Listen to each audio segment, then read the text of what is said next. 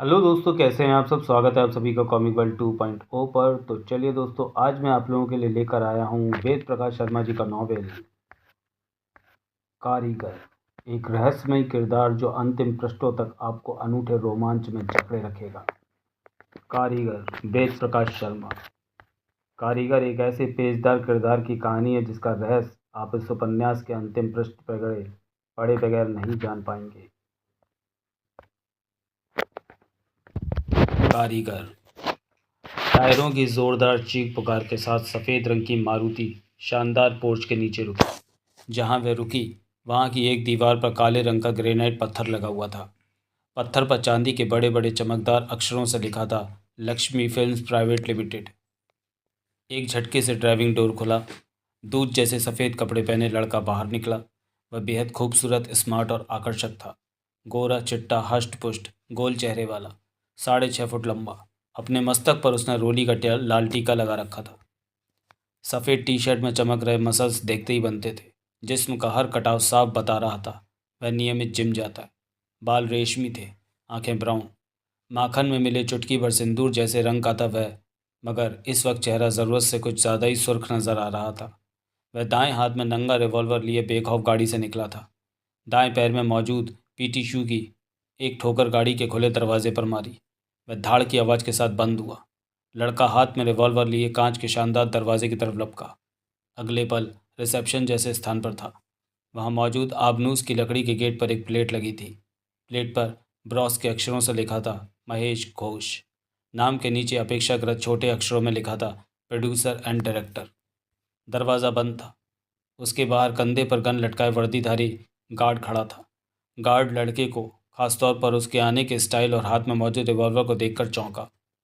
अभी ठीक से कुछ समझ भी नहीं पाया था कि लड़के ने झपट कर अपने रिवॉल्वर की नाल उसकी कनपट्टी पर रखी। दूसरे हाथ से गुत्ती कब्जाई और हलक से भेड़िए की गुर्राहट निकली। चूं चां की तो ची निकाल दूंगा। गार्ड के होश फाख्ता। चेहरा शमशान में उड़ती राख से पुता सा नजर आने लगा। मुंह से आवाज़ निकालने की कोशिश की तो पाया हलक रेगिस्तान बन चुका है। जुबान हड़ताल किए बैठी है।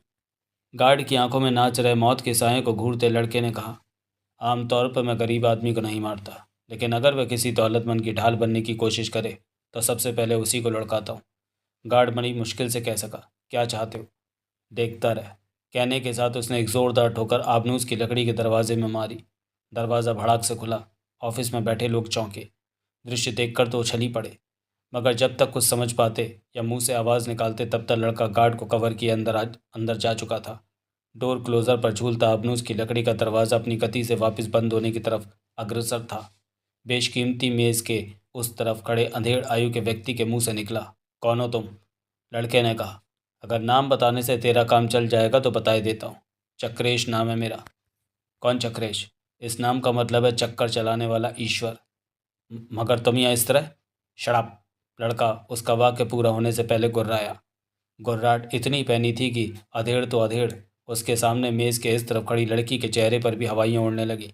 दहशत ज़दा तो वे चक्रेश के आगमन और उसके रिवॉल्वर की धार पर मौजूद गार्ड को देखकर ही हो चुके थे। अधेड़ कीमती सूट, शर्ट और टाई पहने हुए था। टाई पर डायमंड युक्त पिन लगा था।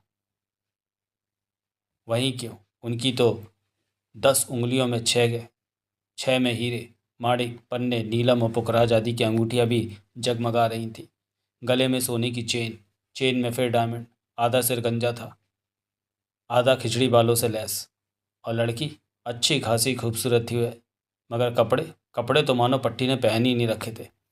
केले के तने जैसी चिकनी टांगों की जांघों तक नुमाइश करती स्कर्ट, मिनी स्कर्ट, ऐसी जो गोश्त के कोलों को छुपा कम दिखा ज़्यादा रही थी। थोबड़ों पर हैरत का सागर लिए अभी वे चक्रेश को देखने से ही फुर्सत नहीं पा पाए थे कि उसने हुक्म दिया, बैठ जाओ। दोनों खड़े रहे जैसे हुक्म को समझे ही ना हो। सुना नहीं तुमने? वह गुर्राया, आई से सिट डाउन। दोनों इस तरह धम्म से अपनी अपनी कुर्सियों पर बैठ गए जैसे बेजान पुतले गिर पड़े हों। चक्रेश के जबड़े भिंचे हुए थे, गुलाबी होंठ कसे हुए। उसी मुद्रा में उसने सारे ऑफिस का निरीक्षण किया। बहुत ही शानदार ऑफिस था, एक भी शोपीस देसी नहीं। शोकेस में महेश घोष की हिट फिल्मों की ट्रॉफियाँ रखी थी। किसी पर सिल्वर जुबली लिखा था, किसी पर गोल्डन जुबली, तो किसी पर डायमंड जुबली। सारे ऑफिस में टहलने के बाद नज़र अंधेड़ व्यक्ति के चेहरे पर स्थिर हो गई।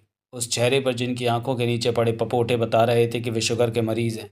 चक्रेश की आंखों में मौजूद हिंसा के भावों को देखकर उनकी ऊपर की सांस ऊपर और नीचे की सांस नीचे अटकी रह गई थी। बड़ी मुश्किल से अपने मुंह में इकट्ठा हो चुका थूक सटका।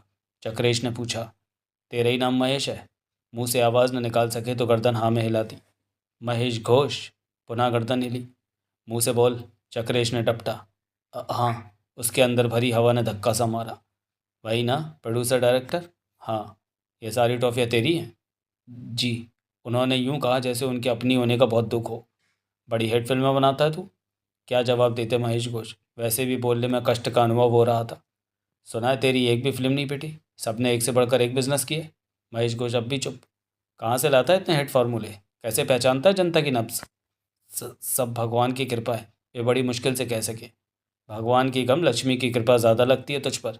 नाम भी लक्ष्मी फिल्म्स प्राइवेट लिमिटेड रखा है। मगर। हाँ बोल, क्या बोलने वाला है? मैं तो हर महीने खान साहब को नजराना पहुंचा देता हूँ, फिर तुम यहाँ क्यों आए हो? कौन खान? महेश घोष के चेहरे पर आश्चर्य के भाव उभर आए। बोले, तो तुम खान साहब को नहीं जानते?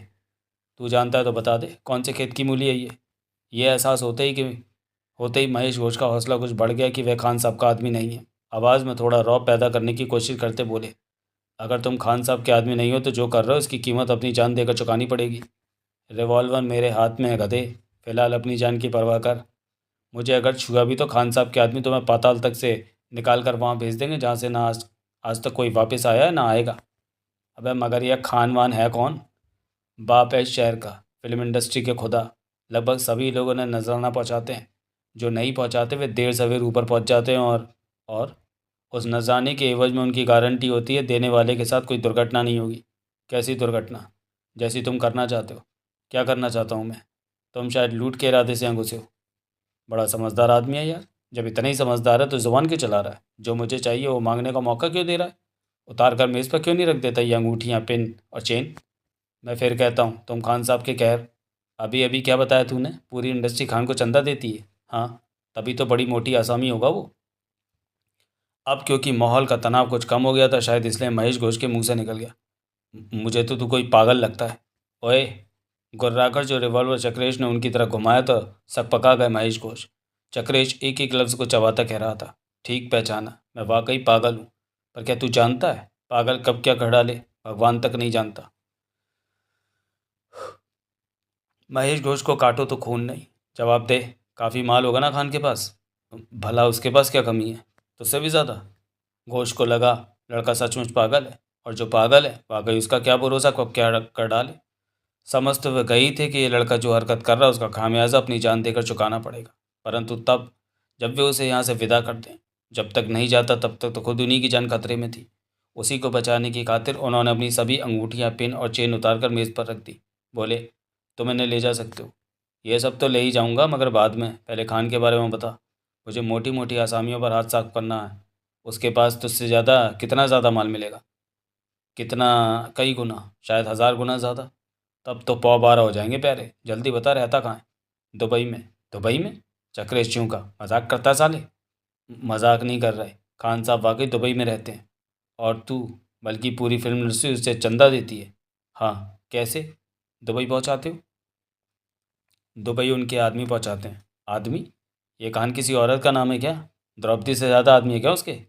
महेश घोष का जी चाहा अपने रहे सहे बाल भी नोच डाले। उन्हें इस बात का पक्का यकीन होता जा रहा था कि यह लड़का जिसने अपना नाम चक्रेश बताया था पागल है। बोले, खान साहब औरत नहीं मर्द हैं। मर्द भी ऐसे जो दुबई में बैठकर यहाँ हुकूमत करते हैं। उनके नाम ही का इतना खौफ है कि हम जैसे लोग हर महीने उनके आदमी को नजराना पहुँचा देते हैं। ना पहुँचाएं तो वे हमें। मैं समझ गया। क्या समझ गए? आज से बल्कि अभी से खान का नजराना बंद, मेरा शुरू। महेश घोष को लड़के पर तरस आया, परंतु कर क्या सकते थे। सो बोले, ठीक है, ले जाओ। सारा सामान उतार कर मेज़ पर रख दिया। घड़ी क्या तेरा बाप उतारेगा? चक्रेश ने उसके रिस्ट वॉच की तरफ इशारा किया। रिस्ट वॉच भी मेज़ पर रखते हुए घोष ने कहा, कर तो रहे हो ये बेवकूफ़ी, मगर मेरा दावा 1 घंटे के अंदर ये सभी सामान तुम ही इस मेज़ पर वापस रख रहोगे, या तुम्हारी लाश शहर के किसी गट्टर में पड़ी मिलेगी। मेरा सामान मुझ तक लौट आएगा। कौन करेगा ये काम? चक्रेश ने आंखें निकाली। तू? मैं नहीं। उसके तेवर देखकर मिस्टर घोष सक पकाए। खान साहब के आदमी करेंगे? क्यों? वे क्यों करेंगे? उनके बाप को लूट रहा हूँ क्या मैं? बता चुका हूँ, जो उन्हें नजराना देता है वे उसके साथ वैसी कोई वारदात नहीं होने देते जैसी तुम। तेरे भेजे में नहीं घुसी क्या बात? उसने रिवॉल्वर की नाक गार्ड की कनपटी से हटाकर उसके माथे पर रख दी। आज से खान का नजराना बंद, मेरा शुरू। कहा तो है। घोष के मुंह से उसके सिर पर नाच रही मौत बोली, ले जाओ। चक्रेश ने एक ही बार में सारा सामान समेटा, मुट्ठी बंद की और अपनी पैंट की जेब में घुसेड़ कर खोल दी। इतना काम निपटाने के बाद उसने मेज के पार महेश घोष की रिवॉल्विंग चेयर के नज़दीक फर्श पर रखे सूटकेस की तरफ इशारा करके कहा, अब उसे उठाकर मेज पर रख दे। किसे? महेश घोष के चेहरे के रहे सहे रंग भी एक झटके से उड़ गए। बेवकूफ़ बनाने की कोशिश मत कर, मैं उस बैग की बात कर रहा हूँ। बैग? जानता हूँ उसमें 1 करोड़ रुपया है। महेश घोष के जिस्म से तो मानो जान ही निकल गई। मैं सब जानता हूँ बेटे, वह बैग तुझे तेरे एक डिस्ट्रीब्यूटर ने दिया है। वह केवल 10 मिनट पहले यहाँ से गया है। असलियत में तो उसी के लिए आया था। ये सब तो लुभाव में हाथ लग गया। कहने के साथ उसने अपनी जेब थपथपाई। उसे रहने दो।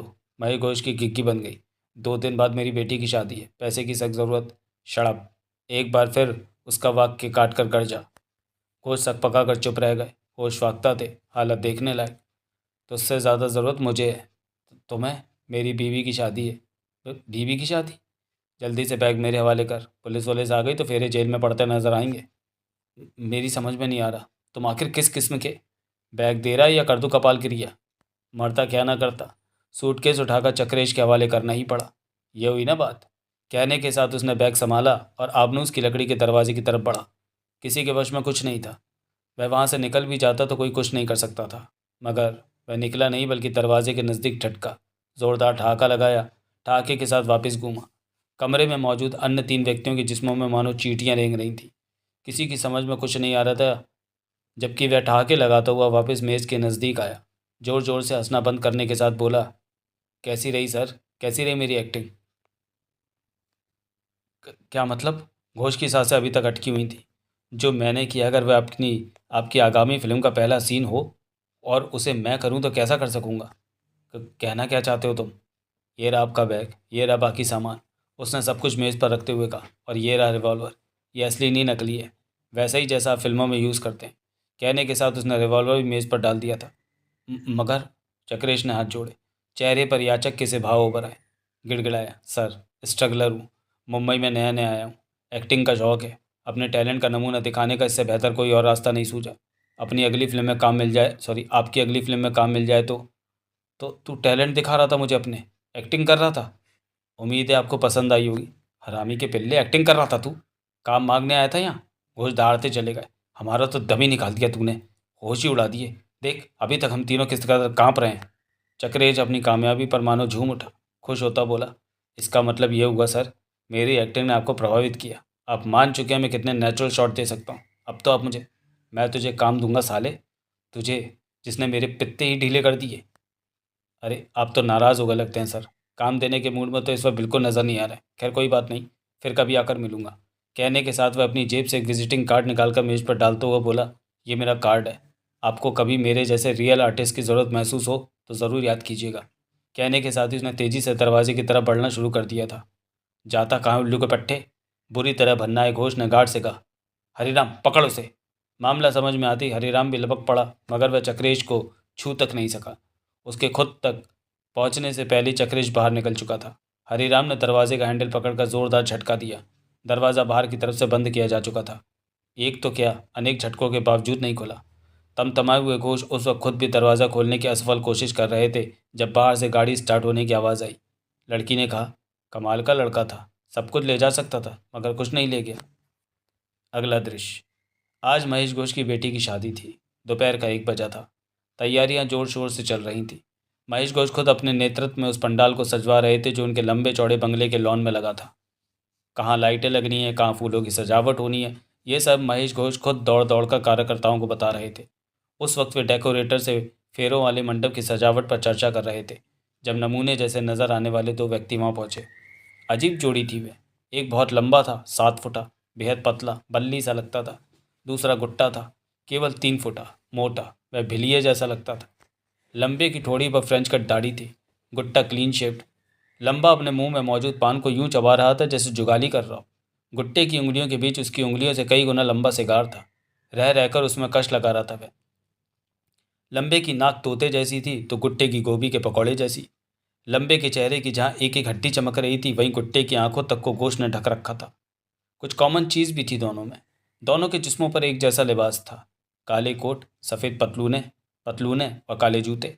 दोनों की नाकों पर चश्मे लटक रहे थे। उनके पास एक बॉक्स था, ज्वेलरी बॉक्स जितना छोटा। बॉक्स पर मेहरून रंग की सनील चढ़ी हुई थी।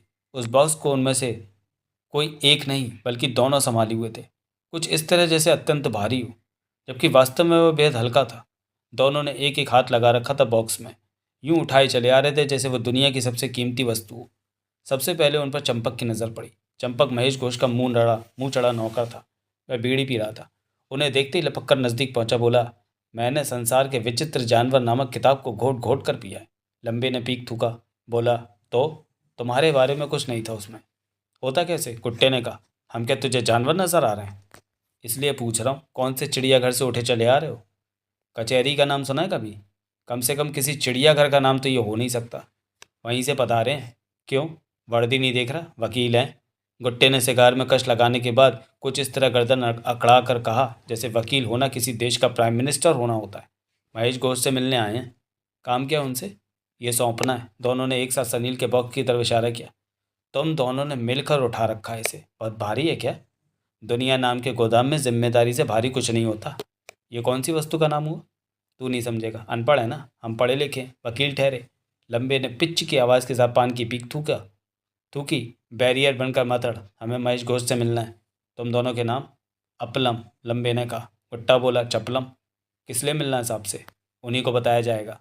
नहीं हो सकता। अभी अभी तुमने मुझे बैरियर कहा, यह शब्द मुझे जचा, दिमाग में ठुक गया है। अपने हिसाब का बैरियर ही हूँ मैं। बगैर मुझे पार करे कोई उनसे नहीं मिल सकता। इस मसले पर बाकायदा झगड़ा शुरू हो गया उनमें। अपलम चपलम महेश घोष से मिलने को कारण बताने को तैयार नहीं थे और चंपक बगैर कारण जाने आगे नहीं बढ़ने दे रहा था। बात इतनी बढ़ गई कि उनकी आवाज़ें महेश घोष के कानों तक पहुंचने लगी। चंपक ने जल्दी से बीड़ी फेंक दी। थोड़े तमतमाए हुए से वे उनके नज़दीक पहुंचे। गुस्से में बोले, कौन हो तुम? क्यों झगड़ रहे हो? अपलम ने पिच से पीक थूका, बोला, हमें विश्वस्त सूत्रों से पता लगा है कि आज चांदनी की शादी है। हाँ है तो सही, मगर मगर शादी शाम को है। हम अभी से टपक पड़े। Any objection? वह तो ठीक है, मगर कम से कम मैंने तो इनवाइट किया नहीं आपको, बल्कि मैं तो आपको जानता तक। चपलम ने सिगार में कश लगाने के साथ कहा, हम इस शादी में आमंत्रित किए जाने वाले सबसे पहले शख्स हैं। 18 साल पहले ही आमंत्रित कर लिए गए थे। अपलम ने फिर पीक थूका, इसलिए पधारे भी सबसे पहले। 18 साल पहले? महेश घोष का दिमाग चकरा कर रह गया। आपकी बात समझ में नहीं आई मेरी। भला 18 साल पहले कोई किसी की शादी में कैसे आमंत्रित हो सकता है? थाम हुए, अपलम बोला। चपलम ने कहा, और ठुक कर हुए। साहब जी, चंपक बोला, मुझे ये कोई पागल लगते हैं। ऐसी सिचुएशन आने पर मैंने आपकी फिल्मों में अक्सर देखा है। विलन अपने चमचे से कहता है, इन्हें धक्के देकर बाहर निकाल दो। वही डायलॉग आप मुझ पर आजमाइए, फिर देखिए मैं इन्हें किस तरह धक्के पे धक्के देकर बाहर निकालता हूँ। तुम चुप रहो चंपक, महेश घोष ने उसे डांटा। चंपक सक पका कर चुप रह गया। अपलम कहे बगैर नहीं चूका। लग गया ना बोलती बटक्कन? 18 साल पहले आपको चांदनी की शादी में किसने इनवाइट किया था? महेश घोष ने पूछा। पहली बार कायदे का सवाल पूछा गया है, अपलम बोला। चपलम ने कहा, तो जवाब भी कायदे का देना। कंचन देवी ने, अपलम ने बताया। चौंक पड़ा महेश घोष। कंचन ने? वे शायद आपकी धर्मपत्नी थी, चपलम बोला। अपलम ने कहा, और चांदनी की माता जी? बताया तो यही था उन्होंने, चपलम बोला। बात समझ में नहीं आई। महेश घोष बुरी तरह उलझे हुए नजर आ रहे थे। कंचन ने 18 साल पहले तुम्हें चांदनी की शादी में क्यों आमंत्रित किया था?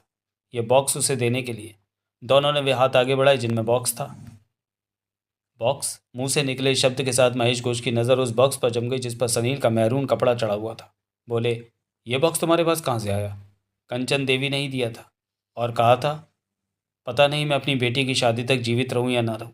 अगर ना रहूं तो यह वक्त ठीक शादी के दिन चांदनी को देना। कहना, इसमें तुम्हारी माँ की तरफ से तुम्हारे लिए शादी का तोहफा है। जैसे ही अखबार में पढ़ा, आज प्रसिद्ध प्रोड्यूसर डायरेक्टर महेश घोष की बेटी की शादी है, ये बॉक्स लेकर दौड़े दौड़े यहाँ चले आए। बहरहाल वह जिम्मेदारी तो निभानी थी जो आपकी धर्मपत्नी 18 साल पहले सौंप कर गई थी। आपका यह कूड़ मगज नौकर इस बॉक्स को हल्का बता रहा था। अब आप ही बताइए, ये बात इसकी समझ में कैसे आ सकती है कि जिम्मेदारी इस दुनिया की सबसे वजनी वस्तु होती है? 18 साल से ये जिम्मेदारी हमने अपने कंधों पर उठा रखी है। इस बॉक्स में है क्या? महेश घोष ने पूछा। एक पत्र। पत्र? जी। क्या हम उसे पढ़ सकते हैं?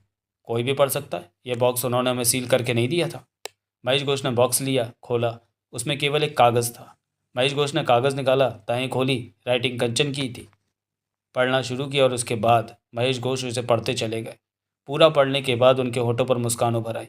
नजरें कागज़ से हटाकर अपलम चपलम की तरफ देखते बोले, यह लेटर कंचन ने चांदनी के नाम लिखा है। शायद उसे उम्मीद नहीं थी कि वह चांदनी की शादी तक जीवित रह सकेगी, इसलिए किसी बैंक लॉकर में उसके लिए कोई तोहफा रख गई है, ताकि बेटी की शादी के मौके पर माँ के तोहफे की कमी न खले। जाओ, लेटर चांदनी को दे आओ, वो अपने कमरे में है। चंपक, इन लोगों को चांदनी के पास ले जाओ। नहीं, अभी नहीं, अपलम ने उनके हाथ से बॉक्स लेते हुए कहा। क्यों? चपलम ने लेटर भी उसके हाथ से सरका लिया। कंचन देवी की तरफ से अब हुक्म हुआ था, यह बॉक्स चांदनी को तब देना है जब वह विदा हो रही हो, चाहे जब देना, मगर मेरे ख्याल से वह अपनी माँ के तोहफे को कबूल नहीं करेगी। कहने के बाद महेश घोष वहाँ नहीं रुके, बल्कि तेज कदमों के साथ डेकोरेटर को सजावट के बारे में समझाने के लिए उसकी तरफ बढ़ गए। अगला दृश्य, रात का वक्त। कंचन विला दुल्हन की मानिंद सजी हुई थी। विला के बाहर सड़क के दोनों तरफ दूर दूर तक विदेशी कारों की लाइनें लगी हुई थीं। उनमें लाल और नीली बत्तियों वाली भी अनेक गाड़ियां थीं। ऐसा लग रहा था जैसे सारे मुंबई की गाड़ियां वहां और केवल वहीं इकट्ठी हो गई हों। बार बार ट्रैफिक जाम हो जाता था। ड्यूटी पर तैनात पुलिस वालों को व्यवस्था बनाए रखने के लिए जमकर मशक्कत करनी पड़ रही थी। पूरी की पूरी फिल्म इंडस्ट्री तो आई हुई थी। मुंबई के सभी आईपीएस, आईएएस और पीसीएस अफसर भी मौजूद थे। हर बड़े बिजनेसमैन की गाड़ी भी नजर आ रही थी। चारों तरफ हर्षोल्लास का माहौल था। एक तरफ से चढ़त चली आ रही थी, बैंड बज रहा था, स्त्री पुरुष मस्त होकर नाच रहे थे। दूल्हा एक सजी हुई बग्घी पर बैठा था।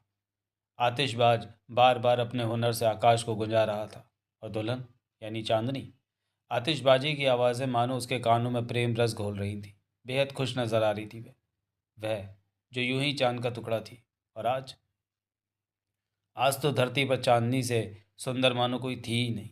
मुंबई की सबसे ज़्यादा महंगी और बेहतरीन माने जाने वाली ब्यूटिशियन अभी अभी उसका श्रृंगार पूरा करके हट चुकी थी। ड्राइंग रूम में थी वो, सहेलियां भी साथ थी। वे बार बार चुहल कर रही थी। तभी वहाँ चंपक पहुंचा। बोला, मेम साहब जी ने कहलवाया है, बारात दरवाजे पर पहुंचने वाली है, जल्दी से तैयार होकर पंडाल में पहुंच जाए। एक सहेली ने कहा, बस कपड़े पहनने बाकी हैं, 10 मिनट में आती है। चंपक वापस चला गया। कमरे में चारों तरफ चांदी के बड़े बड़े थालों में सजे एक से एक कीमती जोड़े रखे थे।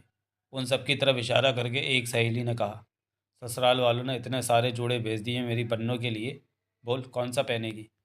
उसके व्यंग्यात्मक अंदाज पर सभी सहेलियां खिलखिलाकर हंस पड़ी। अच्छा, अब तुम सब भी बाहर निकलो, चांदनी ने कहा, मैं तैयार होकर आती हूँ। क्यों, हमारे सामने कपड़े बदलने में शर्म आएगी क्या? एक बोली। दूसरी ने कहा, हमसे शर्म आएगी, और जब वो एक एक करके सारे कपड़े उतारेगा तो? अभी बताती हूँ तुझे। घूसा तान कर चांदनी उसकी तरफ लपकी। कमरा खिलखिलाहटों से खिल उठा। कुछ देर तक इस किस्म की चुहलबाजियाँ चलती रही।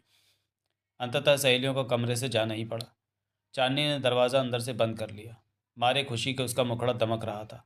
गुलाब की पंखुड़ियाँ जैसे होठों पर मोहक मुस्कान लिए वह कुछ देर तक कमरे में मौजूद जोड़ों को देखती रही, फिर बाथरूम की तरफ बढ़ गई। उधर वह बाथरूम में बंद हुई, इधर कमरे की खिड़की पर चक्रेश नजर आया।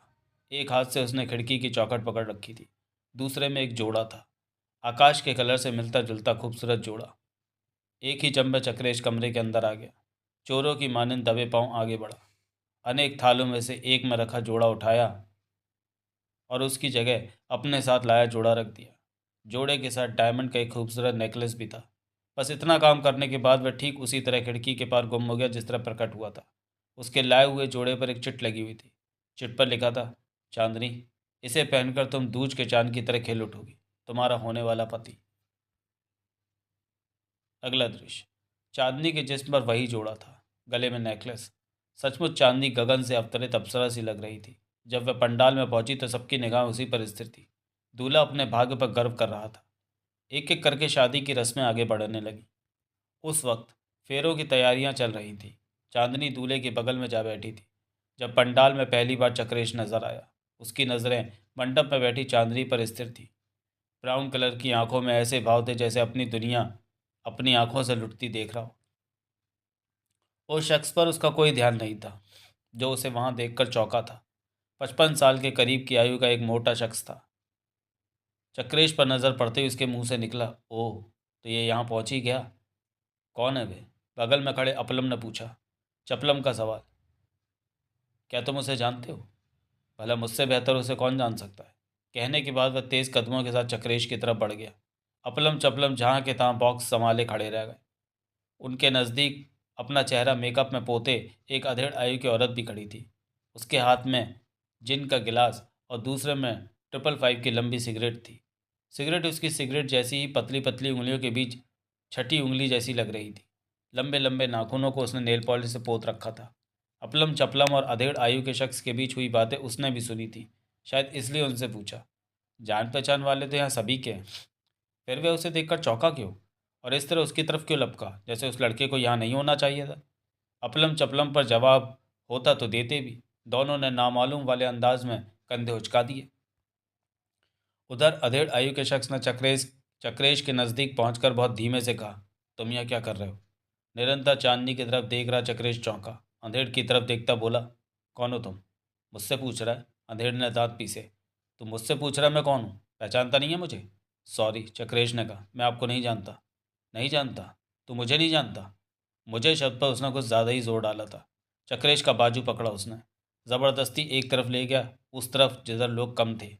अपलम चपलम और उस औरत के अलावा भी बहुत से लोगों का ध्यान उस ड्रामे ने अपनी तरफ खींच लिया था। एकांत में ले जाकर अधेड़ आयु के शख्स ने चक्रेश से कहा, तुझे यहाँ नहीं आना चाहिए था। क्यों नहीं आना चाहिए था? चक्रेश ने अपनी आवाज़ नीची बिल्कुल नहीं रखी। धीरे बोल। महेश घोष मुंबई के इज्जतदार लोगों में से एक है। वह भी थोड़ा उत्तेजित हो गया था। मैं कनिष्क होटल का मैनेजर हूँ। मैं जानता हूँ तू और चांदनी माँ अक्सर रूम नंबर 13 में मिला करते थे। इसलिए मतलब ये नहीं कि तू इसका मतलब ये नहीं कि तू च- चांदनी मुझसे होटल में मिला करती थी। चक्रेश ताव खा गया। ये क्या बात कर रहे हैं आप? मुझे तो आप कोई पागल लगते हैं। छोड़िए मुझे। कहने के साथ एक झटके से उसने अपनी बाँह छुड़ा ली। अंधेड़ ने बौखलाकर चारों तरफ देखा। अनेक लोग उनकी तरफ देखने लगे थे। मैं तो तुझे देखते ही समझ गया था। अंधेड़ ने पुनः दांत पीसे। कोशिश उसकी यही थी कि आवाज़ चक्रेश के अलावा किसी के कानों तक ना पहुंचे। तू यहाँ कोई बखेड़ा करने आया, मगर देख, इश्क मुश्क की बातें अलग होती हैं, शादी का मसला अलग। भूल जा चांदनी को, कोई और तलाश कर। उसकी शादी एक शरीफ खानदान में शरीफ लड़के के साथ हो रही है। तूने कोई विघ्न डालने की कोशिश की तो उसकी ज़िंदगी खराब हो जाएगी और बेचारे महेश घोष के पास तो आत्महत्या के अलावा कोई चारा ही नहीं बचेगा। चक्रेश चुप रहा। क्या तू अपनी चांदनी की ज़िंदगी खराब करना चाहता है? नहीं तो पतली गली से फूट ले। तू यहाँ रहा तो कभी भी कोई भी बखेड़ा हो सकता है। मुमकिन है चांदनी खुद को ना संभाल सके।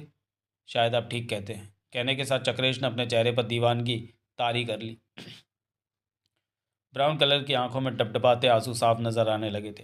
अबे क्या कर रहा है? अंधेड़ ने उसे झंझोड़ा। फूटता क्यों नहीं? हाँ। चक्रेश इस तरह चौंका जैसे किसी और दुनिया से अभी अभी इस दुनिया में लौटा हो। हाँ, मैं जा रहा हूँ, मुझे चले ही जाना चाहिए। कहने के साथ ही वह मुड़ा और यूं पंडाल के विशाल गेट की तरफ बढ़ गया जैसे अपना सब कुछ यहीं छोड़कर जा रहा हो। एक सज्जन ने अंधेड़ आयु के शख्स के नज़दीक पहुंचकर पूछा, आप दोनों के बीच क्या बातें हो रही थी? अधेड़ बौखलाया, मगर सिर्फ एक क्षण के लिए। अगले क्षण उसने खुद को सामान्य दर्शाया। किसी आनी से ऐसे हंसता बोला, कुछ भी नहीं, कोई खास नहीं। कुछ तो है जिसकी पर्देदारी है। एक और सज्जन अधेड़ के नज़दीक आ लपके, कुछ भी नहीं है। अधेड़ मानो झुंझला गया। आप अपना काम कीजिए ना। एक थुलथुल औरत ने आंखें मटकाकर पूछा, नाम क्या है लड़के का? आप लोग बेवजह तिल का ताड़ बना रहे हैं। भांजा है मेरा, थोड़ा आवारा है, उसे यहाँ नहीं आना चाहिए था। बस यही कह रहा था उससे। और वह होटल वाली क्या बात थी? किसी ने व्यंग उछाला। दूसरे ने दूसरा शायद किसी रूम नंबर 13 का जिक्र था। समझने की कोशिश क्यों नहीं कर रहे आप लोग? बेवजह हम सब समझ चुके हैं। सब कुछ अपने कानों से सुन लिया मैंने। भन्नाए हुए लहजे में ये सब कहने वाला शख्स सिर पर गुलाबी रंग की पगड़ी बांधे हुए था। अब आप बात बदलने की कोशिश कर रहे हैं। आप कौन हैं? बापू लड़के का। वह गर्जा और मंडप की तरफ लपकता हुआ बोला, यह शादी नहीं होगी। उसके ये चंद शब्द पूरे पंडाल में ऐसा धमाका कर गए जैसा धमाका शायद परमाणु बम भी नहीं कर सकता था। चारों तरफ खलबली मच गई। पगड़ी वाला मंडप के करीब पहुंच चुका था। दूल्हे पर बरसा, सुना नहीं तूने? खड़ा हो जा। दूल्हा हैरान, चांदनी परेशान। उधर गेट की तरफ जा रहा चक्रेश ठिठका, घूमा। उस वक्त पगड़ी वाला दूल्हे की बाँह पकड़कर उठाने की कोशिश करता कह रहा था, अबे मैं कहता हूँ उठ। वैश्या से शादी करने के लिए मरा जा रहा है क्या? अंकल, चांदनी चीखी, ये क्या कह रहे हैं आप? मेरे बेटे को बख्श। मैं देख, वहाँ खड़ा है तेरा यार, उसी से शादी कर। ये झूठ है, ये झूठ है। चक्रेश दौड़ता हुआ मंडप की तरफ आया। मेरा चांदनी से कोई संबंध नहीं है। देखो देखो, दूल्हे के बाप ने कहा, कैसा फड़फड़ा रहा है। चक्रेश लपक कर चांदनी के नज़दीक पहुंच गया। उसके दोनों कंधे पकड़कर दीवानगी के आलम में झंझोड़ता हुआ बोला, बोलो बोलो चांदनी, तुम चुप क्यों? कह दो इनसे हमारे बीच कोई संबंध नहीं है। चांदी बौखला कर रह गई। उसकी समझ में नहीं आ रहा था ये क्या हो रहा है, उसे क्या करना चाहिए। अजीब सी नज़रों से उसने चक्रेश की तरफ देखा। ब्राउन आंखों में आंसू थे, भाव ऐसे जैसे जो कुछ हो रहा हो उसका उसे बेहद अफसोस था। एक झटके से उसने खुद को चक्रेश से छुड़ाया। दूल्हे के बाप से बोली, अंकल, मुझे नहीं पता आपको कैसे क्या शक हो गया, मगर सच्चाई यही है, मैं तो इस लड़के को जानती तक नहीं। मैंने तो आज और अभी अभी इसे देखा है, देखा ही पहली बार है। मगर मैं अच्छी तरह जान चुका हूँ, इस लड़के को भी और तुझे भी। क्या हुआ शहजाद राय, किस बात पर हंगामा हो रहा है यहाँ? इन शब्दों के साथ भीड़ चीरते महेश घोष मंडप के नज़दीक आए। लो, शहजाद राय ने व्यंग किया। यहाँ पलक झपकते ही सारी रासलीला सारे शहर को पता लग गई, और ये लड़की के बाप पूछ रहे हैं मसला क्या है। मुझे वाकई कुछ नहीं मालूम शहजाद राय। डीएम साहब को उनकी गाड़ी तक सी ऑफ करने गया था। बहुत गुस्से में नज़र आ रहे हैं आप, आखिर बात क्या है? मेरे ख्याल से तो तुम पहले ही से अपनी बेटी के सारी करतूत जानते थे, सब कुछ जानबूझकर छुपाया गया हमसे। क्या बात कर रहे हो शहजाद राय? महेश घोष बौखला गए। चांदनी के कौन से करतूतों की बात कर रहे हो तुम? क्या छुपाया हमने? उस लड़के को पहले से नहीं जानते तुम? शहजाद राय की उंगली चक्रेश की तरफ उठी। उस उंगली के साथ पहली बार महेश घोष ने उस तरफ देखा, और चक्रेश पर नज़र पड़ते ही जैसे उन पर बिजली गिर पड़ी। मारे गुस्से के बुरा हाल हो गया। झपटी पड़े जो वो चक्रेश पर, दोनों हाथों से उसका गिरेबान पकड़कर झंझोड़ते हुए चिल्लाए, तो फिर मेरे सामने आ गया। देखा देखा, सिद्ध हो गया कि ये उसे जानता है, शहजाद राय ने भीड़ से कहा। उधर महेश घोष चक्रेश पर गुर्रा रहे थे। यहाँ क्या कर रहा है तू?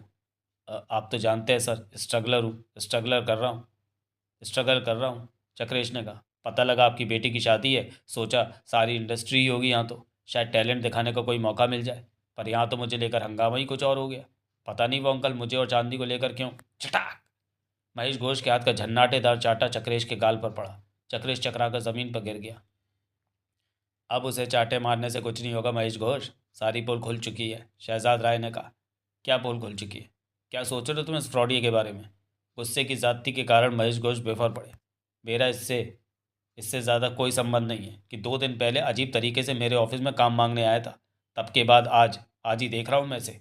हो सकता है तुमने इसे केवल 2 ही बार देखा हो, मगर तुम्हारी बेटी ने इसे 1000 बार देखा है, बार बार देखा है, और खूब अच्छी तरह देखा है। क्योंकि लड़का लड़की जब होटल के कमरे में मिलते हैं तो एक दूसरे को अच्छी तरह देखने के अलावा दूसरा कोई काम ही नहीं होता उनके पास।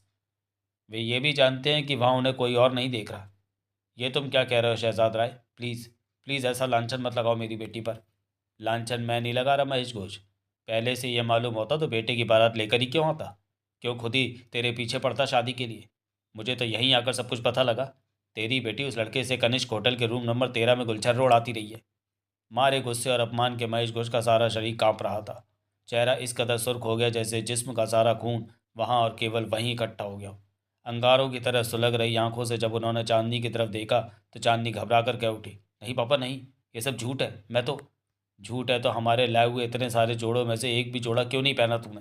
लड़की की माँ पहली बार गुर्रा कर आई। एक से एक शानदार और कीमती जोड़े दिए थे हमने, मगर पहना ये टाट से बस कुछ कुछ ही ज़्यादा अच्छे कपड़े का मना जोड़ा। मगर तुझे हमारे लाए जोड़े कैसे भा सकते थे? मेरे ख्याल से तो ये जोड़ा और नेकलेस भी इसे इसके आशिक ने ही भेंट किया होगा। ये झूठ है ये। चांदनी बिफर पड़ी। ये जोड़ा मैंने इसलिए पहना है क्योंकि ये इन्होंने दिया था। कहने के साथ उसने दूल्हे की तरफ इशारा किया। मैंने?" दूल्हा चौंका। मैंने उसमें कौन सा जोड़ा दिया?" अरे! मारे हैरत के चांदनी की आंखें फट पड़ी। आप भी झूठ बोल रहे हैं? मैं झूठ क्यों बोलूँगा? दूल्हे ने कहा। चांदनी चिल्लाई। तो मैं ही झूठ क्यों बोलूँगी? क्योंकि रंग यहाँ तो शहर के सभी सम्मानित लोगों के बीच पकड़ी जो गई हो। ये झूठ बोल रहा है पापा। पहली बार चांदनी ने दूल्हे के लिए सम्मान सूचक शब्दों का साथ छोड़ा। मुझे तो इन्हीं की साजिश लग रही है ये। पता नहीं किस लिए ये मुझे, आपको, हमारे सारे परिवार को बदनाम कर रहा है। ये जोड़ा मेरे पास इसी ने पहुंचाया था। इस बात का मेरे पास सबूत भी है। इन्होंने इस जोड़े पर एक चिट भी लगाई थी। चिट पर लिखा था, चांदनी इसे पहनकर तुम दूज का चांद लगोगी, तुम्हारा होने वाला पति। पता नहीं क्या बक रही है ये। दूल्हे ने बौखलाकर अपने माँ बाप की तरफ देखते हुए कहा, मैंने ऐसा कुछ नहीं किया। कुछ नहीं किया? कुछ नहीं किया तो ये क्या है? कहने के साथ चांदनी ने एक झटके से अपने ब्लाउज से चिट निकाली, उसे हवा में लहराती बोली, क्या है ये? एक पल के लिए चारों तरफ सन्नाटा छा गया। चांदनी ने महेश घोष की तरफ पलट कर कहा, पापा, कहने को तो शहजाद राय आपके दोस्त हैं, मगर मुझे लगता है ये बारात लेकर यहाँ आपकी बेटी से शादी करने नहीं, बल्कि भरे समाज में आपको बेइज्जत करने आए थे। शायद अंदर ही अंदर इनके मन में आपके प्रति कोई खुंदक थी। इस चिट को पढ़िए और फिर इनके लड़के के कथन पर गौर कीजिए। आपको खुद पता लग जाएगा ये लोग किस कदर झूठ बोल रहे हैं। महेश घोष ने कागज उसके हाथ से लिया। पढ़ने के लिए आंखें उस पर गड़ा दी, परंतु आंखों को कोई खुराक न मिल सकी। पलक बड़े ही अजय अजब अंदाज में सिकुड़ गई। कुछ और सरक कर वे चांदनी के समीप आए। उसे चिढ़ दिखाते हुए बहुत ही धीमे स्वर में बोले, इस पर तो कुछ भी नहीं लिखा है बेटी। और चांदनी मानो आकाश से सीधी धार से आकर जमीन पर गिरी। झपट कर कागज लिया उसने, उलट पलट कर देखा। दोनों तरफ से वो पूरी तरह कोरा था। हैरत और बौखलाहट की वजह से उसका बुरा हाल हो गया। अभी कुछ कह भी नहीं पाई थी कि शहजाद राय ने आगे बढ़कर कागज छीनने के से अंदाज में चांदनी के हाथ से लिया। बोला, मैं भी तो देखूं क्या लिखा है इस पर। और उसे खाली पाते ही हाथ ऊंचा करके हवा में लहराता बोला, लो भाइयों, पढ़ने की कोशिश करो इसे। ये सब क्या है? महेश घोष की आवाज़ भर्रा गई। ये सब क्या है चांदनी? मेरी तो खुद कुछ समझ में नहीं आ रहा पापा। पता नहीं कागज़ पर लिखे अक्षर कहाँ चले गए। क्यों हुआ ऐसा? कहते कहते वह फूट फूट कर रो पड़ी। अपनी औलाद हमेशा सबको सच्ची और मासूम लगती है महेश घोष, शहजाद राय ने कहा। जाओ उसने तो टसुए बहाए कि माँ बाप को सारी दुनिया झूठी लगने लगती है। तेरी ये बेटी छल रही है तुझे। टसुए बहाकर खुद को सती सावित्री साबित करना चाहती है। हकीकत जानना चाहता है तो इससे पूछ, इससे। कहने के साथ उसने कनिष्क होटल के मैनेजर की बाँह पकड़ी। लगभग ज़बरदस्ती उसे घसीट कर महेश घोष के सामने खड़ा करता बोला, यहाँ इस पंडाल में ये मेरा नहीं तेरा गेस्ट है। तेरी तरफ से गए हुए कार्ड पर आया है। इसी से पूछ, तेरी लड़की इसके होटल के रूम नंबर 13 में मिलती रही है या नहीं? क्यों अमरनाथ? महेश घोष ने अंधेर से पूछा। क्या ये सच है? नहीं। पूरी तरह बौखलाए हुए अमरनाथ ने अटकते अटकते कहा, ये सच नहीं है। मैंने चांदनी को कभी किसी के साथ अपने होटल में किसी कमरे में नहीं देखा। मान गया महेश घोष, तेरा कोई पक्का हितैषी है ये, जो सबके सामने सच्चाई को कबूल करके तेरा काम नहीं बिगड़ना चाहता। यही कोशिश ये उस लड़के से बात करते वक्त कर रहा था। चुपचाप यहाँ से लौट जाने के लिए कह रहा था उससे, मगर कहने के साथ उसने गुस्से में अमरनाथ को अपनी तरफ घुमाया। बोला, तुम्हारी ये कोशिश अब बहुत खोखली है मिस्टर अमरनाथ। उस वक्त शायद कुछ रंग भी ला सकती थी अगर मैंने सब कुछ अपने कानों से न सुना होता। मैं उस कनात के ठीक पीछे था जहाँ तुम एकांत समझकर लड़के से बात कर रहे थे। मैंने एक एक लफ्ज़ सुना है, तुम्हारा भी और उस लड़के का भी। लड़के ने पहले अनजान बनने की कोशिश की, लेकिन जब देखा तुम उसके हर राज से वाकिफ़ हो तो खुद ही सब कुछ कबूल कर गया। कबूल कर गया? चांदनी ने चौंक कर चक्रेश की तरफ देखा, मगर चक्रेश वहाँ नहीं था। वहीं क्यों, पंडाल में कहीं भी नहीं था वह। किसी को नज़र नहीं आया। शायद उस वक्त खिसक लिया था जब किसी का ध्यान उस पर नहीं था। जिस वक्त महेश घोष, शहजाद राय, उसकी पत्नी दूल्हा और चांदनी आपस में उलझे हुए थे, शायद उसी वक्त का फ़ायदा उठाया था उसने। मैं समझ गया शहजाद राय। सब कुछ उसी हरामजादे का किया धरा है। ऐसा ना होता तो यहाँ से खिसक क्यों लेता वह? महेश घोष कहते चले गए। ऑफिस में भी आकर उसने कुछ ऐसा ही ड्रामा किया था। कुछ क्रैक सा लगता है। पता नहीं क्यों मेरे पीछे पड़ा हुआ है। कभी तेरी बेटी को हम षड्यंत्रकारी नज़र आते हैं, हमारा बेटा षड्यंत्रकारी नज़र आता है। कभी सारी साजिश तुझे उस लड़के की नज़र आने लगती है, जिसे बकौल अपने तू ठीक से जानता तक नहीं है। अपनी लड़की दूध की धुली नज़र आ रही है तुझे। अरे साफ हो चुका है, वह लड़का मजनू है, तेरी बेटी लैला। इन्हीं दोनों की शादी रचा दे, मुझे बख्श। अपने बेटे को झूठा नहीं खिला सकता मैं। और तू सुन, शहजाद राय ने चांदनी से कहा, मोहब्बत कर लिया तो उसे निभाना सीख। अपने बाप के सामने, सारे समाज के सामने उसे कबूल करने का हौसला पैदा कर खुद में। इस तरह तो तू उस लड़के की ज़िंदगी भी बर्बाद कर देती। और मेरा बेटा, उफ, समय रहते सब कुछ पता ना लग गया होता तो मेरा बेटा तो शायद आत्महत्या ही कर लेता। कहने के बाद एक पल के लिए भी शहजाद राय वहाँ रुका नहीं, बल्कि तेज कदमों के साथ पंडाल के गेट की तरफ बढ़ गया। नहीं नहीं शहजाद राय। महेश घोष तड़प कर उसकी तरफ लपके, कदमों में गिर पड़े उसके, पैर पकड़कर गिड़गिड़ाए। तू इस तरह बारात वापस नहीं ले जा सकता यार। इस सब के अलावा 10 साल पुराने दोस्त भी तो हैं। तेरी भी एक बेटी है। बेटी वाले के दर्द को महसूस कर। इस तरह बारात लौट जाएगी तो क्या चाहता है तू? कहने के साथ शहजाद राय ने दोनों हाथों से उसका गिरेबान पकड़कर ऊपर उठाया। दांतों पर दांत जमा कर कहता चला गया, तेरी तवायफ जैसी लड़की से अपने बेटे की शादी कर दूँ? सारा मुंबई जिस पर थू थू करेगा उसे अपनी बहू बना लूँ? नहीं महेश घोष, ऐसा काम तो मुंबई की झोपड़पट्टी में रहने वाला भी नहीं करेगा। मैं तो फिर भी इस शहर के गिने चुने सम्मानित नागरिकों में से एक हूँ। तेरी इज्जत की अर्थी एक बार 18 साल पहले तेरी पत्नी की वजह से उठी थी, आज उसकी बेटी के कारण उठी है। मैं कनिष्क होटल के 13 नंबर की कीचड़ को अपने घर में नहीं भर सकता। प्लीज़ प्लीज़ पापा। चांदनी ने दौड़कर महेश घोष को पकड़ा। बंद कीजिए ये सब। तू रट मेरी नज़रों से। भन्नाए हुए महेश घोष ने उसे ज़ोर से धक्का दिया। तेरे ही कारण हुआ ये सब। एक चीख के साथ चांदनी दूर जा गिरी। ये नाटकबाजी हम लोगों के जाने के बाद कर लेना, शहजाद राय ने महेश घोष से कहा। और सुन, शायद तुझे याद होगा, मेरे 50 करोड़ रुपए हैं तुझ पर। एक हफ्ते के अंदर अगर वे मुझे वापस नहीं मिल गए तो इज्जत में तो तेरी 4 चांद लग ही चुके हैं। शरीर भी मुंबई के किसी कूड़ेदान में पड़ा नजर आएगा। महेश घोष हकबकाई अवस्था में खड़े रह गए। सब कुछ लुट चुका था उनका, सब कुछ। शहजाद राय और उसके परिवार के लोग पैर पटकते चले गए। एक एक करके बाकी मेहमान भी सरकने लगे। उनके सरकने का अंदाज ऐसा था जैसे किसी की मैयत से लौट रहे हो। केवल एक शख्स था जिसके होंठों पर लौटती बारात के इस मंजर को देखकर मुस्कान थी। वह था वह जिसने अपना नाम चक्रेश बताया था, चक्कर चलाने वाला ईश्वर। वह अंधेरे में खड़ी सफ़ेद रंग की मारुति की ड्राइविंग सीट पर बैठा था। गुलाबी होठों पर ऐसी मुस्कान लिए जैसे एवरेस्ट पर झंडा गाड़ते वक्त तेन सिंह और हिलैरी के होठों पर रही होगी। अगला दृश्य। एक एक करके सब चले गए। सुबकती हुई चांदनी भी बंगले के अंदर जा चुकी थी। वहां रह गए तो केवल महेश घोष, चंपक और सर्वेंट्स क्वार्टर में रहने वाले कुछ नौकर। हाँ, एक बाहर का आदमी भी था अभी यहाँ, अमरनाथ, कनिष्क होटल का मैनेजर। महेश घोष पूरी तरह टूटे हुए नजर आ रहे थे। अंततः वह भी थके थके कदमों के साथ बंगले की इमारत की तरफ बढ़ गए। तभी लपक कर उनके सामने आते अमरनाथ ने कहा, घोष, मैं तुमसे कुछ कहना चाहता हूँ। महेश घोष झटके बोले, किसी के भी कहने के लिए क्या अब भी कुछ बाकी रह गया है? मुझे दुख है। एक बार फिर तुम्हें लगभग वैसा ही दिन देखना पड़ा जैसा 18 साल पहले देखना पड़ा था। महेश घोष उसकी तरफ देखते रह गए। ऐसा ही, बल्कि शायद इससे भी ज़्यादा बेइज्जती तुम्हें तब उठानी पड़ी थी जब लोगों को कंचन के बारे में पता लगा था, तुम्हारी पत्नी के बारे में। महेश घोष के जबड़े कस गए। अपमान की पराकाष्ठा के कारण चेहरा भभकता चला गया। हलक से ज्वाला सी फूटी उस जिक्र को छेड़कर। क्या तुम मेरे जख्मों पर नमक छिड़क रहे हो? नहीं घोष, ऐसी तो कभी कल्पना भी मत करना अपने दोस्त के बारे में, अमरनाथ ने कहा। मैं तो केवल ये कहना चाहता हूँ, लगभग ऐसी जिल्लत तुमने 18 साल पहले अपनी पत्नी के कारण उठाई थी, और आज आज जो कुछ हुआ तुम्हारी बेटी के कारण हुआ। मुझे याद आया, खून तो चांदनी में भी कंचन ही का है। कम से कम तुम्हें मैं अंधेरे में नहीं रखना चाहता, इसलिए हकीकत बताने का फैसला किया है। कैसी हकीकत? चांदनी सच में मेरे होटल के कमरे में चक्रेश से मिलती रही है। ये क्या बक रहे हो तुम? महेश घोष ज्वालामुखी की मानंद फट पड़े। सबके सामने तो तुमने कहा था ये झूठ है। सबके सामने तो अपने दोस्त की इज्जत बचाने की कोशिश की थी मैंने, मगर अफसोस वैसा हो नहीं सका। अगर ऐसा कुछ था तो तुमने मुझे पहले क्यों नहीं बताया? मुझे मालूम नहीं था चांदनी तुम्हारी बेटी है। क्या मतलब? हम दोस्त सही, मगर इतने गहरे भी नहीं है कि एक दूसरे के घर आना जाना हो। इसलिए मैं चांदनी को पहचानता नहीं था। होटल का मैनेजर हूँ, जानता हूँ। वहाँ कमरों में एक दूसरे से संबंध रखने वाले जोड़े मिलते ही रहते हैं। वहाँ के माहौल में ये कोई खास बात नहीं है, सामान्य सी बात है। चांदनी और चक्रेश को भी मैंने उसी सामान्य अंदाज में लिया था। चौंकना तो आज पड़ा तब, जब चांदनी को दुल्हन के रूप में देखा, तुम्हारी बेटी के रूप में पहचाना। उससे भी ज़्यादा दूल्हे को देखकर चौंका। वह चक्रेश नहीं था।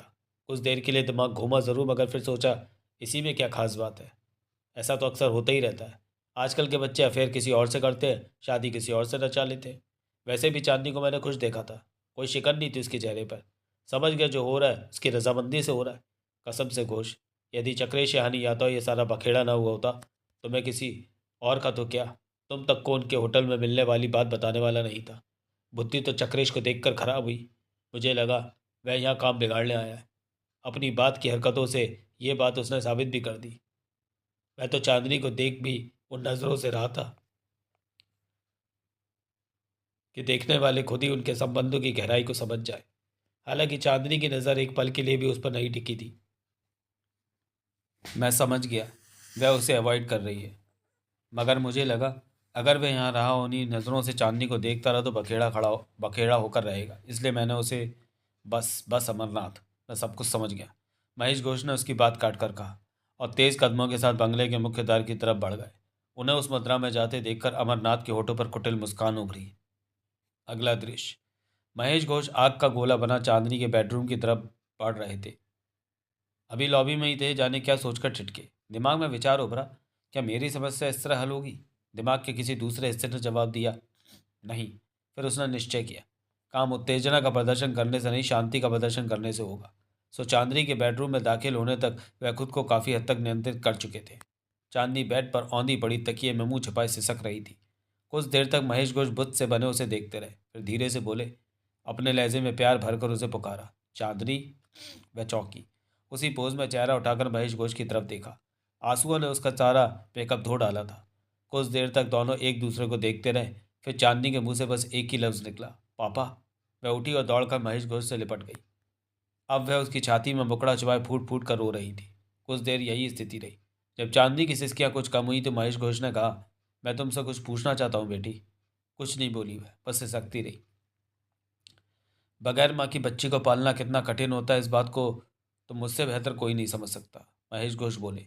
उस वक्त तुम केवल 3 साल की थी जब तुम्हारी माँ तुम्हें मेरी गोद में छोड़कर इस दुनिया से, नाम मत लीजिए उस वैश्या का। उनकी बात काटती हुई चांदनी नागिन की तरह विफर कर उनसे अलग हो गई।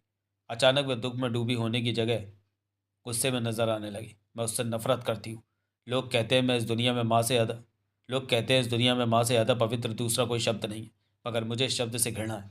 किसी के माँ कहते ही मेरा जहन सड़ान से भर जाता है। काश काश मैं उस वक्त बड़ी होती।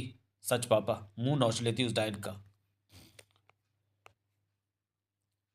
नहीं बेटी, इतनी नफरत ठीक नहीं होती। मैं तुमसे अनेक बार पहले भी कह चुका हूँ, लोगों की हर बात पर विश्वास नहीं कर लेना चाहिए। मैं जानती हूँ अब ऐसा इसलिए कहते हैं। किस लिए कहते हैं? क्या जानती हो? बहलाने की कोशिश करते हैं आप मुझे। मगर पापा, अब मैं कोई बच्ची नहीं रह गई हूँ, सब समझती हूँ। उस दुष्ट औरत ने जो किया वह ऐसा था ही नहीं कि जो लोगों से छुपा रह सकता। आपने तो मुझे कभी कुछ बताया नहीं, लेकिन लोग वर्षों तक ऐसी घटनाओं को नहीं भुला पाते, इसलिए मेरे तो कानों तक भी पहुँच गई। समझने की कोशिश कर बेटी। कौन जाने तेरी माँ की क्या मजबूरी थी। हालात कभी कभी ये सब आप बार बार मुझे भरमाने के लिए कहते हैं, इसलिए कहते हैं ताकि मैं अपनी माँ को वैसी न समझूं जैसी वह थी। आप तो अपना दर्द भी छुपाते हैं मुझसे। हकीकत ये है, एक औरत की बेवफाई से जितनी जिल्लत, जितनी रुसवाइयाँ एक पति को उठानी पड़ती है, उतनी कोई और नहीं उठाता। मुझे तो बहुत बाद में सुनने को मिला कि मैं एक चरित्रहीन औरत की बेटी हूँ। आपको तो उसका पति होने का जहर पीते पीते 18 साल हो गए। घर के नौकर के साथ रंगरलियाँ मनाती पकड़ी गई थी वे, ऐसी हालत में कि शक की कहीं कोई गुंजाइश ही नहीं रह गई थी। उफ, मुझे तो ये सोच सोच कर खुद से ही घृणा होने लगी है कि मैं एक ऐसी औरत की कोख से पैदा हुई हूँ जिसके संबंध अपने नौकर से थे। चांदनी, मैं या तुमसे उन दिनों की बात करने नहीं आया था। कंचन की बात करने नहीं आया था। आज की बात करने आया था। तुम्हारी और अपनी बात करने आया था, लेकिन उसका जिक्र जब तुमने छेड़ ही दिया है तो मुझे कहना पड़ रहा है। तुम्ही ने उससे अलग तुम्ही ने उससे अलग क्या किया? 18 साल के लंबे अरसे बाद मैं लोगों के दिमाग से कंचन को भुलाने में कामयाब हुआ था। बड़ी मुश्किल से अपनी इज्जत सम्मान स्थापित कर सका था। मगर आज आज तुमने मुझे फिर जिल्लत की उसी दलदल में लापटका। लोग आज फिर उसी तरह खुलकर थू थू कर रहे हैं। 18 साल पुरानी कंचन याद आ गई सबको। उन्होंने कहा नहीं, अमरनाथ ने कह दिया। बेटी भी आखिर माँ के ही नक्शे कदम पर चली। नहीं पापा, मैंने ऐसा कुछ नहीं किया। क्या आपको भी मुझ पर विश्वास नहीं रहा? विश्वास तो तुमने मुझ पर नहीं किया। किया होता तो वह सब होता ही नहीं जो हुआ। मेरी समझ में कुछ नहीं आ रहा पापा, आप क्या कह रहे हैं? और मेरी समझ में ये नहीं आ रहा कि तुमने चक्रेश से अपने संबंध मुझसे छुपाए क्यों। चक्रेश? कौन चक्रेश? उफ, महेश घोष मिमिया उठे। तुम चक्रेश को नहीं जानती? नहीं पापा, सचमुच मैं किसी चक्रेश को नहीं जानती। होटल कनिष्क के रूम नंबर 13 में तुम मुझसे मिलती नहीं रही हो। मैं कभी किसी होटल के कमरे में किसी से नहीं मिली। आखिर क्यों झूठ पर झूठ बोले चली जा रही हो तुम? महेश घोष बुरी तरह झुंझला गए थे। क्यों इस बात को नहीं समझ रही कि अगर तुम मुझे कहती मुझे चक्रेश पसंद है तो मैं उसी से तुम्हारी शादी कर देता। भला क्या आपत्ति हो सकती थी मुझे? अरे तुम्हारे तो मुंह से निकलती मैं तुम्हारी हर ख्वाहिश पूरी करता रहा हूँ। फिर ये ख्वाहिश पूरी क्यों नहीं करता? तुमने मुझसे कहा क्यों नहीं? और अब भी तुम कबूल क्यों नहीं कर रही कि तुम चक्रेश से प्यार करती हो?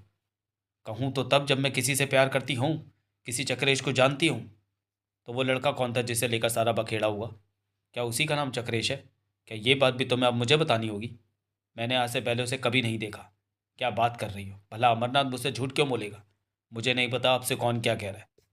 बस इतना जानती हूँ, अपनी बेटी पर विश्वास कीजिए। मैंने आपके अलावा कभी किसी से प्यार नहीं किया। सोचिए तो सही, ऐसी कोई बात होती तो भला आपको क्यों नहीं बताती? क्या मैं जानती नहीं हूँ आप हमेशा मेरी हर ख्वाहिश पूरी करते हैं? महेश घोष की मानो खोपड़ी घूम गई। चांदनी की तरफ यूं देखते रह गए वह जैसे अभी भी यकीन ना कर पा रहे हो। अंततः उसका हाथ पकड़कर अपने सिर पर रखते बोले, अब कहो, तुम किसी चक्रेश को नहीं जानती, किसी से प्यार नहीं करती। चांदनी ने बेहिचक महेश घोष के शब्द दोहरा दिए, और जब उसने ऐसा कर दिया तो मारे गुस्से और हैरत के महेश घोष का बुरा हाल हो गया। मुंह से निकला, बात समझ में नहीं आई। उस लड़के ने ऐसा क्यों किया? और अमरनाथ, इसका मतलब तो वह भी उससे मिला हुआ है। दोनों ने मिलकर सारा काम बिगाड़ा। कहने के बाद वह कमरे से निकलकर पंडाल की तरफ दौड़ सा पड़ा। अगला दृश्य।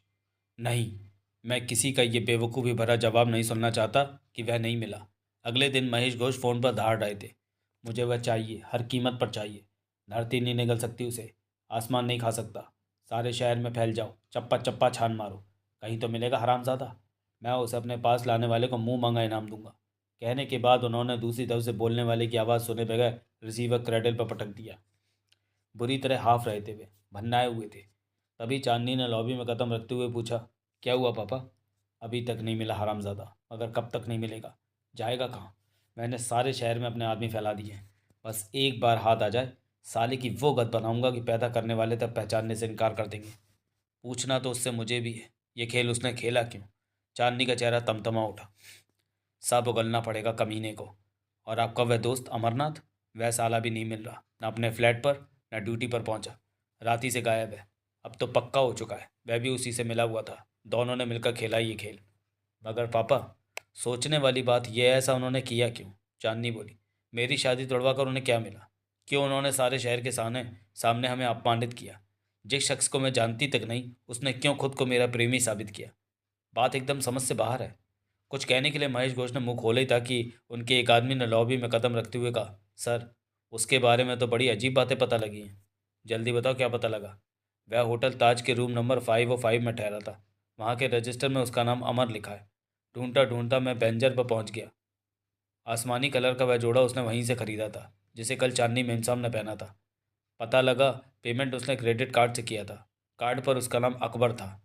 मैंने वह ज्वेलरी शॉप ढूंढ निकाली जहाँ से उसने नेकलेस खरीदा था। वहाँ उसने किसी एंथनी नाम के आदमी के क्रेडिट कार्ड से पेमेंट किया। 5 लाख का नेकलेस है वह। बेवकूफ़ हो तुम, भन्नाए हुए महेश घोष कहते चले गए। इतना भी नहीं समझ सके? वह जेब कतरा ही नहीं, बहुत बड़ा फ्रॉडिया है। उसने लोगों की जेब साफ की, उनके हस्ताक्षरों की नकल मारकर अलग अलग जगह अलग अलग नामों से पेमेंट किया। मगर मेरा पेट इन जानकारियों से नहीं भरेगा। मुझे वह चाहिए, खुद वही, साक्षात, अपने सामने, ताकि जी भरकर उसकी चमड़ी उधेड़ सकूं। तभी वहां दौड़ता हफ्ता चंपक पहुंचा। उसके मुंह से बार बार एक ही लफ्ज़ निकल रहा था, सर जी, सर जी। क्या बात है चंपक? महेश ने चौंकते हुए पूछा। सर जी वे, कहकर चंपक बोला हाँफने लगा। हलक मानो सूख गया था। कोशिश के बावजूद मुंह से आवाज़ नहीं निकाल पा रहा था। वह हकला हकला नहीं था, मगर इस वक्त बुरी तरह हकला रहा था। क्या सर जी कर रहा है? बताता क्यों नहीं क्या बात है? वो तो यहीं आ गया सर जी। चंपक बड़ी मुश्किल से कह सका। महेश घोष और चांदनी के मुंह से एक साथ निकला, कौन? वही वही। चंपक का बुरा हाल था। अबे कौन वही? ठीक से क्यों नहीं बताता? वही लड़का, चांदनी मेमसाब का वो। चंपक के शब्द मानो अड़ू बम बनकर फटे। वहाँ दिमागों में धमाके से हुए, दिलों से उस एक पल के लिए मानो धड़कना बंद कर दिया था। सब कुछ रुक गया था, जैसे सन्नाटा छा गया। ऐसा सन्नाटा कि सुई भी गिरे तो आवाज़ सबको सुनाई दे। जो जहाँ खड़ा था वहीं अवाक मुद्रा में खड़ा रह गया। सबसे पहले महेश घोष शौक की दुनिया से बाहर आए। पूछा, कहाँ है वे? फ्रंट लॉन में, चंपक ने कहा।